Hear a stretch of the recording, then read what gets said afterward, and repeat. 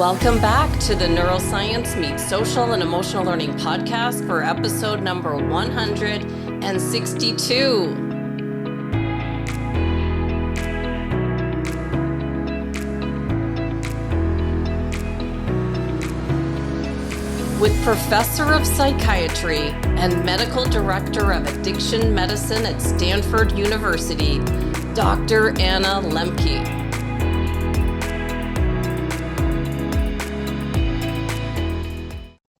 You may have seen her in the Netflix documentary, The Social Dilemma, where she discusses the addictive nature of social media, explaining that it taps into our basic biological imperative to connect with other people that directly affects the release of dopamine and the reward pathway. And she warns us that there's no doubt that a vehicle like social media, which optimizes this connection between people, is going to have the potential for addiction. Dr. Lembke is more concerned with our children and her children who appear in the documentary with her. And on today's podcast, she'll arm us with the knowledge that she shares with her own children daily. Her book, Drug Dealer MD, How Doctors Were Duped, Patients Got Hooked, and Why It's So Hard to Stop, is a good overview of what addiction is and the dangers of prescription drugs. Her new book, Dopamine Nation, Finding Balance in the Age of Indulgence, that was just released last month, explores the exciting new scientific discoveries that explain why the relentless pursuit of pleasure leads to pain and what to do about it. I'm Andrea Samadi, author and educator from Toronto, Canada, now in Arizona, and like many of our listeners, have been fascinated with learning and understanding the science behind high-performance strategies that we can use to improve our own productivity in our schools, our sports, and workplace environments. My vision is to bring the experts to you, share their books, resources, and ideas to help you to implement their proven strategies, whether you're a teacher working in the classroom or online, a student or parent working in the corporate space. This week's interview with Dr. Anna Lembke on her new book, Dopamine Nation, is based on true stories of her patients falling prey to addiction and finding their way out again, with stories that many of us might find to be shocking. But she explains that they're just extreme versions of what we're all capable of. When reading this book or listening to this interview, I encourage you to think about your own life, your own behaviors, and what you might be running from, since we're all running from something. And like we've mentioned many times before on this podcast, awareness is the key to making any behavior change that can have lasting impact on our productivity and results. My hope is that we can all take an honest look and find places where we might be leaking energy, to close those gaps and then redirect that energy towards our goals. We covered the topic of addiction at the start of this year with Anish Chowdhury on episode 102 on mental health, well-being, and meditation, overcoming addiction using your brain. And I first mentioned Dr. Lembke on episode 157, overcoming digital addiction using neuroscience, after a discussion with our friends about technology use led me to Dr. Lembke. This episode was a popular one, with over 700 downloads in the first few days of release. And then when I posted that I was working on this episode over Labor Day weekend, I had so many messages from friends and colleagues who shared with me that they were very interested in this topic. I think this is something that we should all be aware of, since most of us have never had any training on this topic of addiction, yet we all know someone who struggles in some way. We can all learn so much about ourselves with this information. Understanding how chemical, behavioral, and even digital addictions are formed and broken can help us to all navigate our lives with a deeper level of awareness to help us to close those gaps where we waste energy and improve our productivity. Just a reminder, I would consider myself a researcher sharing preventative and supplemental ideas and strategies related to the most current research on the brain, on health and wellness and education. Always seek the advice of your physician or a qualified healthcare provider with any questions you may have about your health. And remember, you should never disregard medical advice or delay seeking it because of something you've learned through this podcast. Keep in mind, Dr. Lembke recommends her 30-day dopamine fast for people with less severe addictions, and anyone who's struggling with a serious drug or alcohol addiction should seek further treatment from their medical provider. Back to the episode. Dr. Lembke's book, Dopamine Nation, shows us what happens when we get too much of a good thing, but we can use this understanding to counteract the effects of this neurotransmitter, dopamine, in our brain, bringing us back to balance and productivity. In part 1 of the book, called The Pursuit of Pleasure, Dr. Lembke gives some examples of how we're all constantly trying to distract ourselves from the present moment to be entertained, and that we're all running from pain. We'll do almost anything to distract ourselves from ourselves, and that we've lost the ability to tolerate even minor forms of discomfort. When I thought about this part of the book, I couldn't agree more. Thinking of all the times I grab my phone to distract myself from something, anything difficult that comes my way, instead of staying in the present moment and dealing with it. Chapter 3 goes deeper into the science of brain chemistry, discussing 2 key features of the effects of dopamine: the brain's tendency to seek homeostasis and the development of tolerance. Part 2, self-binding, Dr. Lembke describes some encounters with her patients and how to keep addictive behaviors under control. She covers dopamine fasting with the acronym to help us to learn how to use this 30-day fast to reset our brains. Dr. Lembke will explain her 30-day dopamine fast for people with less severe addictions, and she says that she often sees people return to whatever it is they're doing in a controlled way.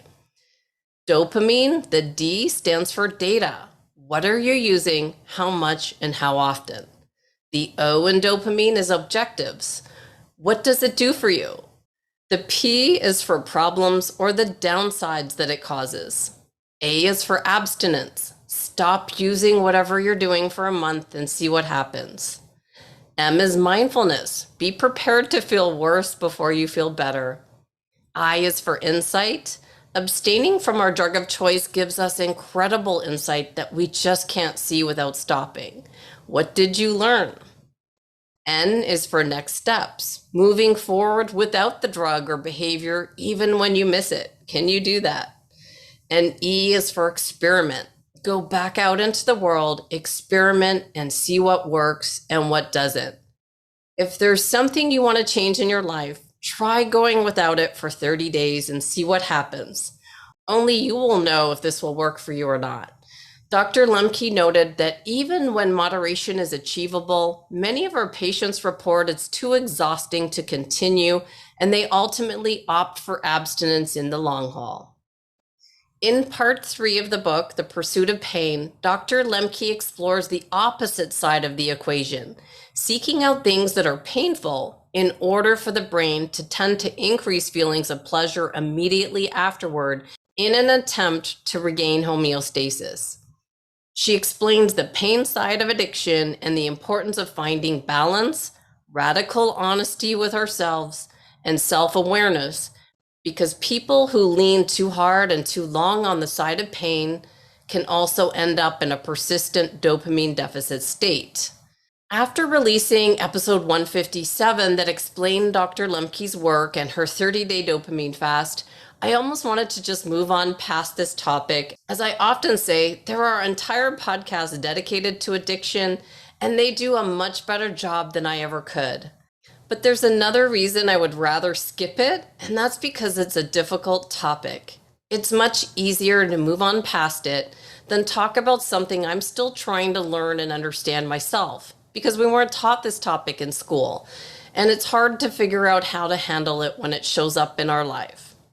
I still remember the extent of my education on this topic in 9th grade when our PE teacher said, "Don't drink alcohol to cover up your problems." I remember she appeared to be uncomfortable with the topic, but it's such an important one. If you ask anyone, we all know someone who suffers with a chemical addiction, alcohol or drugs, and since this topic was never a part of our schooling, it's easy to criticize what we don't understand, let alone recognize it in our own behaviors. When I first encountered someone with an addiction, it was around 20 years ago, and I couldn't understand why they couldn't have just one or two drinks and then call it a night.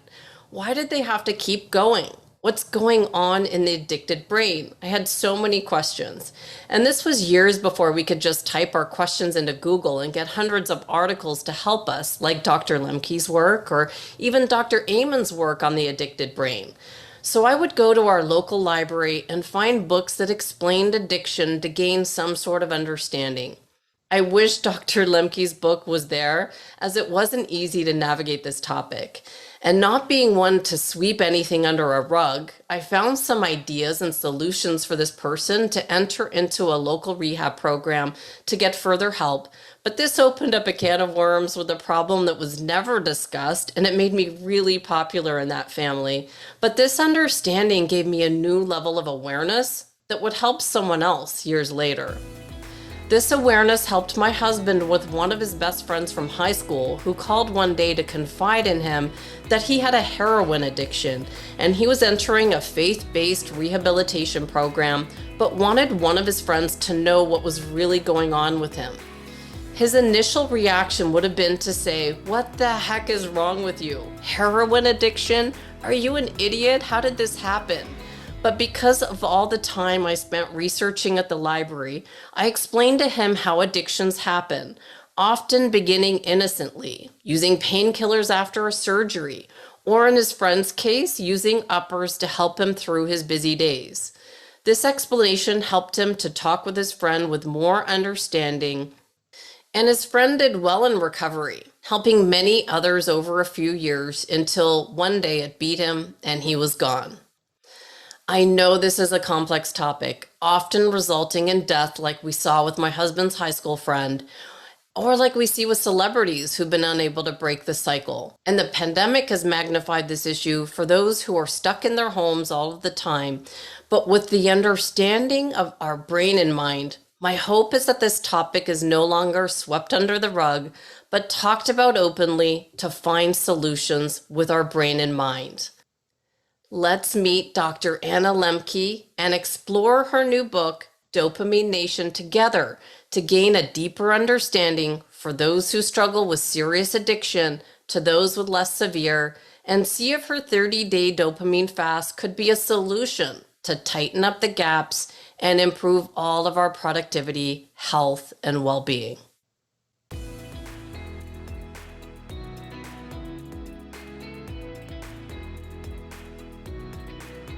Welcome, Dr. Lembke. Thank you so much for agreeing to speak with me on the podcast today. I'm thrilled to be here. Thank you for inviting me.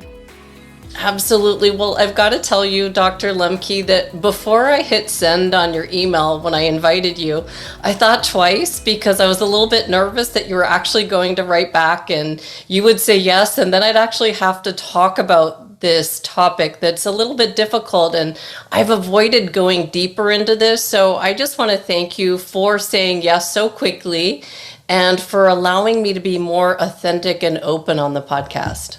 Oh my goodness, you're very welcome. I'm always happy to facilitate authenticity and openness if I can. And although it is a hard topic, I really hope that Dopamine Nation is a source of positive inspiration for people because, I do think that there are practical things that we can do to help ourselves in this regard. Well, for sure. Well, before we get to Dopamine Nation and the questions I have for you, I've got a question that ties into where I first saw you. And it was in that movie, The Social Dilemma, which scared the living daylights out of me, by the way. I have all these notes on my phone about how the tech creators had to create code to get themselves from being addicted to the apps they created. And it was terrifying. But you talk about how social media is a drug that directly affects the release of dopamine and the reward pathway. And you talk about, with all your knowledge and experience, you are still worried about your own kids who spend time using these apps. And I know your kids are a bit older since the film was released, but what did you tell your kids daily about how our brains respond to certain apps on our phones? Yeah, so this has been, as you can imagine, a dinner conversation topic when we're able to have family dinners, which is less and less often now with our kids as teenagers running around. But we've been talking about these issues since they were little, in part because on both sides of our family, my side and my husband's side, we have serious alcohol addiction, and that makes our kids more vulnerable. And also just because, we're living in a vulnerable age. And just because I wrote the book doesn't mean that I've cornered the knowledge on how to handle this with our own kids. It's a daily struggle. I mean, I can tell you kind of what we did and where we are now, if that's of interest. Definitely. Okay. Well, I mean, what we decided to do, my husband and I, was that we ourselves, now this is our eldest was born in 2001. We decided to not have smartphones ourselves and not get Wi-Fi to the house. We decided it would be harder to moderate our use than to simply not have those devices and that kind of access from the home. He and I both had big computer setups at work. And so we really kept it very siloed and discreet, our online engagement. And I have to say that worked really well. When our kids were little, they didn't spend a lot of time on screens. They did develop, other skills and outlets. We did a lot of outdoor activities in nature and sports. We really emphasized positive exercise and sleep and things like that, family time, not on screens. But by the time our eldest got into high school, she basically came home and said, I cannot function as a high school student without Wi-Fi to the house. And when we investigated that, we found that was true. So we got Wi-Fi to the house. And then she came home a couple of weeks later, having purchased her very own iPhone and her own iPhone plan, and said, I can't function socially as a teenager without my own phone. And really, Andrea, it's been downhill since then. No, we just got a phone for my seventh grader who said the same thing. She said, I can't do these problems in class. They say, take out your phones. And she was the only one sitting there. So it got to a point where we had to cave, but we were on the same vein as you, trying to hold off as long as we could. Right. And I think, that's what I do think that these problems to a certain extent can be addressed in the nuclear family. And my advice to parents is to severely limit screen time for your children as long as you can, which is about to age 12 or 13. And then essentially, it's over. Between the schools and their friends, they will see what they will see. But if you can have the dialogue about it, and what I mean by the dialogue is what I write about in Dopamine Nation. Explain the neuroscience to kids, explain that this can be an addictive drug. Talk about what are some of the warning signs and how to limit the sort of escalating use toward addiction, and the importance simply of doing that, right? Even just having the conversation about the fact that it is a drug and that we must be mindful about the way that we're using these devices is a really good starting place.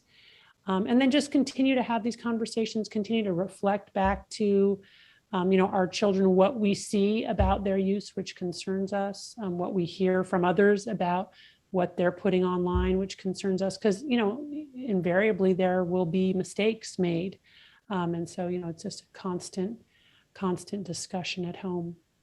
Well, that was a good one to open up with, and I'm going to get right into Dopamine Nation to now tie in the brain science. And I really thought I had seen it all, and I'm sure you see so much more in your practice of what we do to distract ourselves from whatever is painful in our lives and prevent us from being in the present moment. And you give some great examples in the book that drill down this point. And then I thought about how often I grab my phone to distract me from difficult times, whether it's serious life challenges. I'll look at it because I don't want to deal with that in this present moment, from minor life challenges like something scary on TV. TV, I grab my phone because I don't want to look at it. And so, and you talk about all the different instances like escaping, drugs, alcohol, romance novels, binge watching Netflix, whatever it is that we do. Why does this only make our challenges in life worse, that we're not able to be in the present moment? Yeah, great question. I think to really understand why we need to pay attention to this problem and why it's non-trivial is to understand the neuroscience of pleasure and pain. And the way that I explain this to my patients and to my medical students is I say, imagine that in your brain, there's a balance, kind of like a teeter-totter in a kid's playground. And in its resting state, unlike a teeter-totter in a kid's playground, that balance is level with the ground. That balance represents how our brain processes pleasure and pain, and they work like opposite sides of a balance. When we do something pleasurable or reinforcing, let's say in my case, I eat a piece of chocolate, my balance tilts slightly to the side of pleasure. I get a little release of dopamine, our pleasure neurotransmitter in the brain, and I feel good. But one of the overriding rules governing this balance is that it wants to stay level. It doesn't want to remain very long to the side of pleasure or to the side of pain. So the brain will immediately respond to that or adapt to it by downregulating our own dopamine production and downregulating our own dopamine transmission. I kind of imagine this as these little gremlins hopping on the pain side of the balance to bring it level again. But the gremlins like it on the balance, so they stay on till it's tipped an equal and opposite amount to the side of pain. And that's the after effect, the come down, the hangover, that moment of wanting one more piece of chocolate.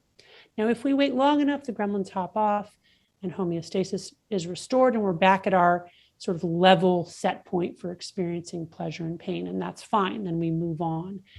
But if we continue to tap our phones or watch, Netflix or read romance novels or eat more chocolate, we eventually end up with so many gremlins on the pain side of the balance that they could fill this whole room. And when we've reached that point, we've essentially changed our set point for experiencing pleasure and pain, such that we need more and more of the pleasurable stimulus and more potent forms to get the same effect.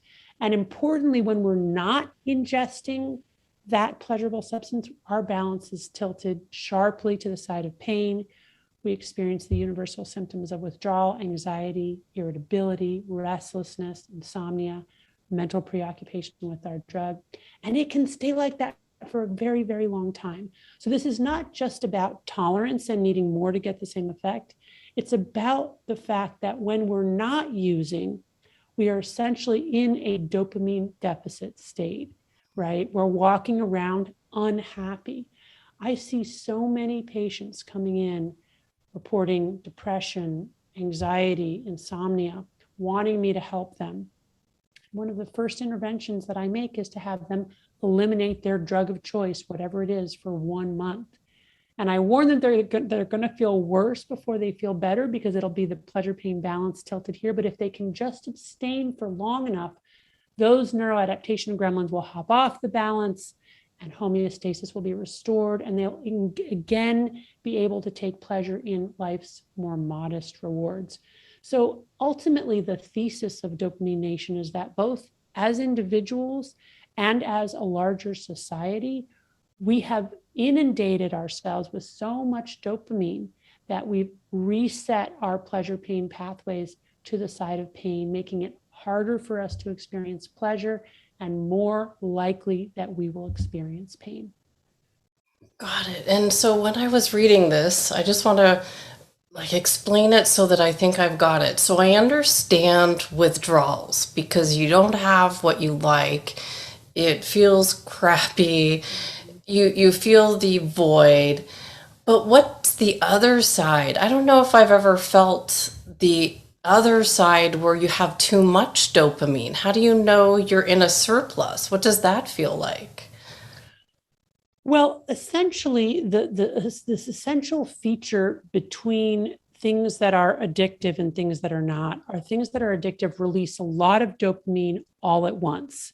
So they tilt the balance very hard and very fast to the pleasure side. That's essentially the rush or the euphoric feeling or just the escapist feeling that we get from highly reinforcing substances. So that is a dopamine surplus. But the point is, and that feels good, right? I mean, when I'm reading romance novels, I'm not thinking about my life and my problems and my kids' problems and my patients, right? I'm in another world and it feels really good.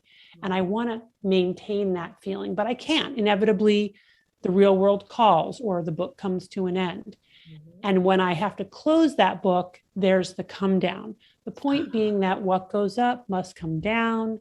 There's no free lunch. There's a price that we pay for intense pleasure. And it may be subtle, but it's almost always there. And then more importantly, if we then continue to try to maintain ourselves in that pleasure place, which our brains are really not adapted for, then we get these gremlins camped out on the pain side, all in an effort to restore a level balance or restore homeostasis, which is where our brain always wants to be. It wants to go physiologically go back down to its baseline, and it will work very hard to do that. So I don't know if I answered your question, but was that what you were asking? Yeah, I just want to know. I know it's easy to recognize withdrawals because we all know what those are like.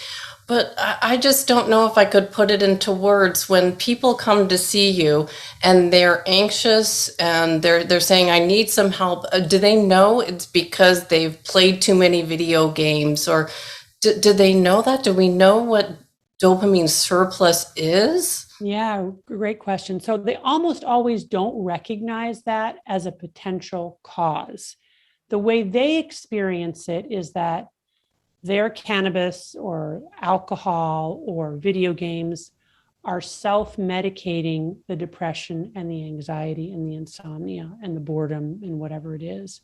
What they don't realize is that by continually engaging in those high reward behaviors, they're essentially driving or creating the states of anxiety, depression, and insomnia. That is very hard to see.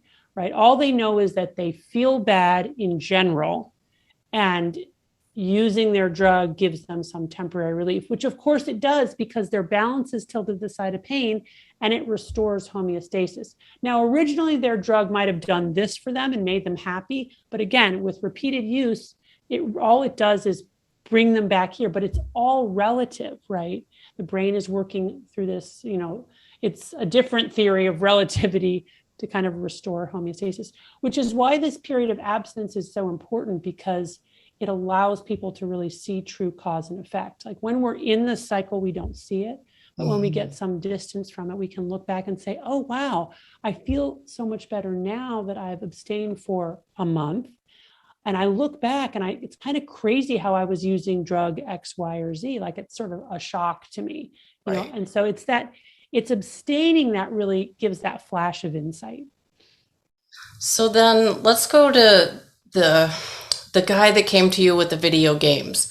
And he went back after he took his month off. And to me, I was reading it and I was thinking, really, could he really go back and do the same thing? Isn't he eventually going to go back to staying up to 2 a.m.? Or, for people that try, they get to the E and experiment and they try to see, can they go back and use it in moderation? I know an alcoholic definitely could not go and use alcohol in moderation. So how do you know? Do you just know? You go back and you try it and you're like, yeah, that doesn't work for me? Well, so the answer is complicated. Let me see if I can break it apart. So first of all, even among people who have an alcohol addiction, it is possible in some cases for those individuals after a sustained period of abstinence to go back to using alcohol in moderation.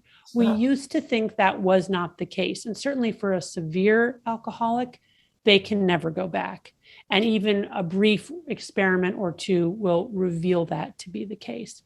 But I have had patients, and it's also established in the scientific literature, that there are some patients who meet criteria for alcohol use disorder, which is what we call it in the medical field. Alcohol or alcoholism is called alcohol use disorder, can go back to using in moderation after a period of abstinence, as long as they put a lot of self-binding strategies in place. So they, for example, make sure they never have alcohol in the house. They make sure they only, use alcohol in certain circumstances. They only drink beer and never hard liquor. They keep it to very strict amounts. They record those amounts.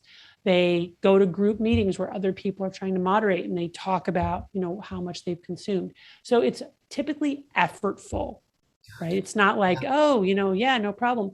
The other thing is we have medicines now that make it possible for people who have alcohol use disorder to not be as reinforced by drinking alcohol, so that now they drink and it's like, it's okay, but it's not as great as it was. And then that also makes them not want to drink more. So we have these medication tools, which is interesting.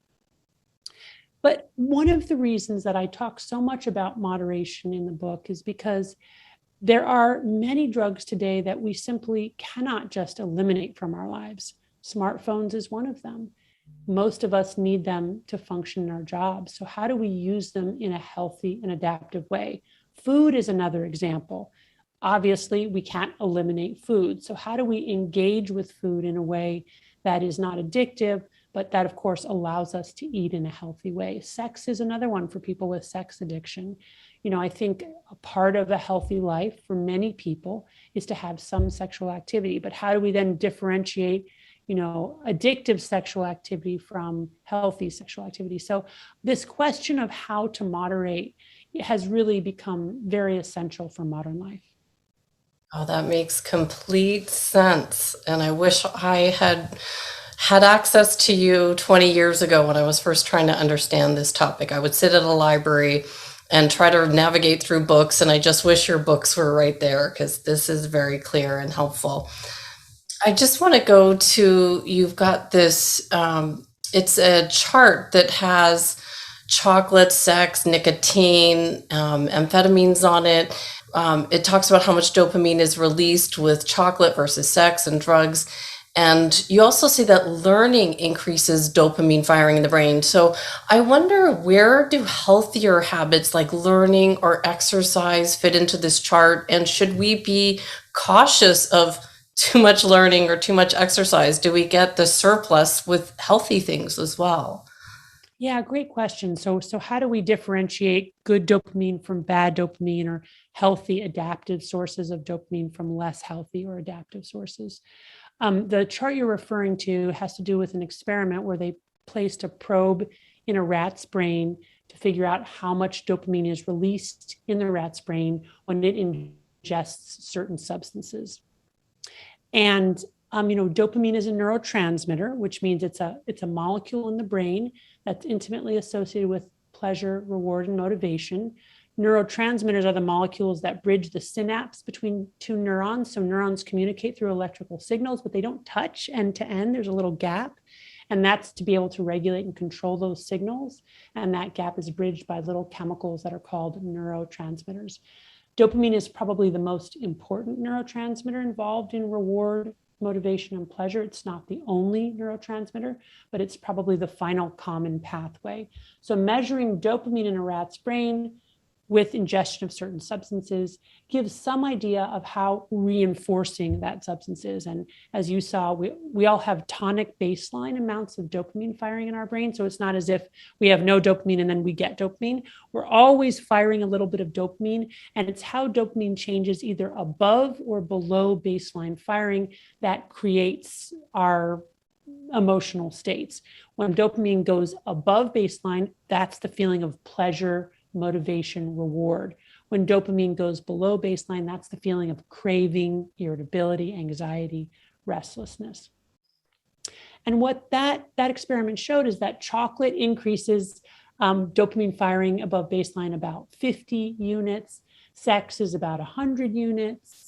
Nicotine, I think, is 150. Cocaine is 250, and amphetamine is 1,000. So you get some sort of sense of sort of relative reinforcing potential of those different drugs.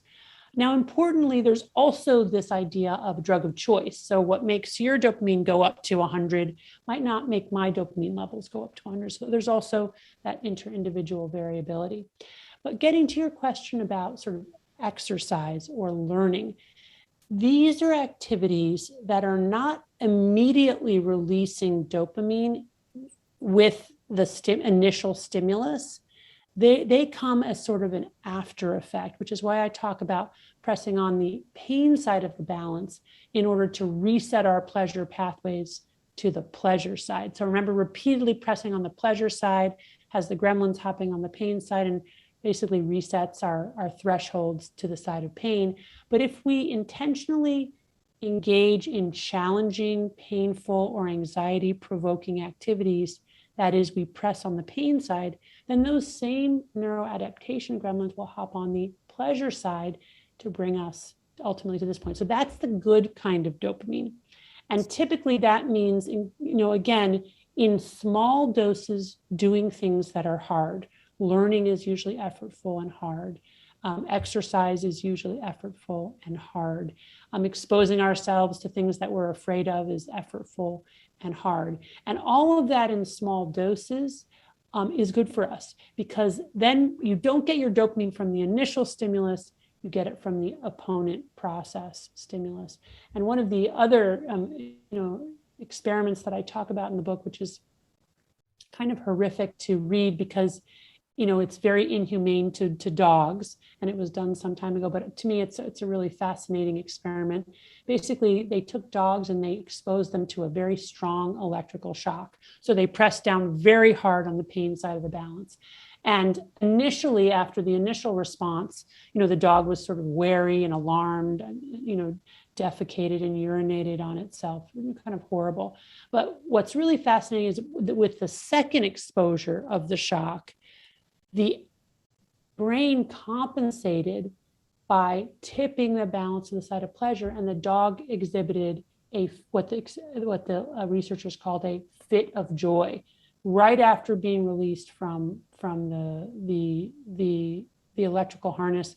The dog bounced up and down, was happy, and that's not just like, oh, thank goodness, I'm no longer being shocked. That's actually a physiologic reaction to a stressor, that there's this opponent process reaction or this counter effect leading to, euphoria and dopamine. It's the same thing people get a runner's high or what have you. Now, is it possible to overdo painful stimuli to get addicted to exercise? Absolutely. And I see patients like that who run so much or exercise so much that they end up injured and yet keep going. That's a situation where you have too much of a good thing, even if it's, sort of a painful stimulus, can be bad. So you could also say that someone who enjoys working as well, is that the same thing? You get addicted to the stress of your job?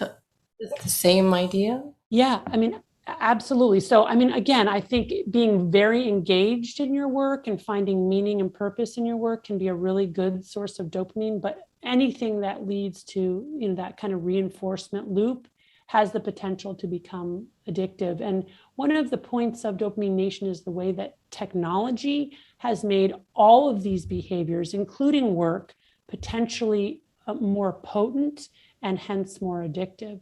So, for example, the way that we're now measured, the metrics used for work are often remote from the meaning of the work itself. So, for example, in medicine, we actually get metrics telling us how many patient hours we've billed and how much above our target, and we get graphs. And all of a sudden, you can begin to monetize that experience in a way that's in and of itself reinforcing, that is separate from the actual reason for doing the work in the first place. And that can then lead to this kind of vicious cycle of compulsive overengagement or addiction. So being aware of what's pushing us too far is important. And then when you find something that pushes you too far, you try your 30-day fast. And then can you explain your dopamine acronym that you have, so that we know how to go through the steps? Sure. So, I think the first step, the D of dopamine stands for data. And that's just trying to be very honest with ourselves about what is the behavior or the substance that we have a conflicted relationship with. Either it's led to problems in our lives, or we just know we're consuming too much of it, or spending too much time getting it or thinking about it or covering it up. And then being really honest with ourselves about exactly what the data are. How often are we using it? How much are we using? What are we using? What's the consumption level? And the O of the dopamine acronym stands for objectives. Why do we use? What does it do for us? Does it numb us? Does it give us pleasure? Does it help with depression? Does it help us sleep? What is the thing that's driving our use? The P of dopamine stands for problems associated with use. So then being really honest with ourselves, like what is it that's not working? Maybe it worked initially and it's not working anymore because of this pleasure-pain balance. Or maybe it's still kind of working, but now we're lying about it, or our spouse is unhappy with it, or we're not able to be present for our children in the way that we want to be. And then the A of dopamine stands for abstinence, where we basically do a dopamine fast. We take a break from that substance or behavior for 1 month. Now, 1 month is the ideal because typically it takes about 10 to 14 days for acute withdrawal to resolve, for the gremlins to start to hop off the pain side of the balance and for homeostasis to be restored. And that's why I say a month, because by the time folks get to week 3 or 4, they're really noticing the benefits of not using. And that's the key, to get past that initial withdrawal and get to that point where you're like, I get it now. I was totally hooked and I didn't see it. But if you can't do a month because of work or whatever the circumstances is, you can't totally eliminate the device, for example, maybe just eliminate the apps that are causing difficulty, or some aspect of it that's causing difficulty, or maybe just eliminate it for a single day. I mean, even a digital Sabbath 1 day a week can be really instructive for folks. And then just quickly, the rest of the acronym, the M stands for mindfulness. That means really just sitting with those uncomfortable and restless feelings when we're in acute withdrawal and noticing, but not trying to change those feelings, not trying to reach for something to get rid of that feeling. This is a really hard thing to do. The I of dopamine stands for insight. This is where we become aware of just how addicted we are, or we were, something that's really hard to do when we're in it. The N stands for next step. So if we make it that full month, then we think about, okay, do I want to continue to abstain, or do I want to go back to using? And if so, how do I want to use? Most of my patients want to go back to using their drug of choice. They want to use less. They want to use differently. So this is where we talk about self-binding strategies and specific barriers that we can put in place so that we don't get caught up in that cycle of compulsive overconsumption. And then, when we give it a try, and that's the E of the dopamine, that's the experiment part. We say to ourselves, okay, I'm not going to drink at home. I'm only going to drink with friends. I'm only going to drink wine. I'm only going to have 1 glass. And we just see if we can do it. And, then a month later, sort of collect the data again and start again. And only if you can do it or you can't do it. Right. I mean, it can be very helpful to talk to a professional or to talk to a friend or to do it together with a friend so you can, keep each other accountable. Because it's a hard thing to do alone, all by yourself. Mm-hmm.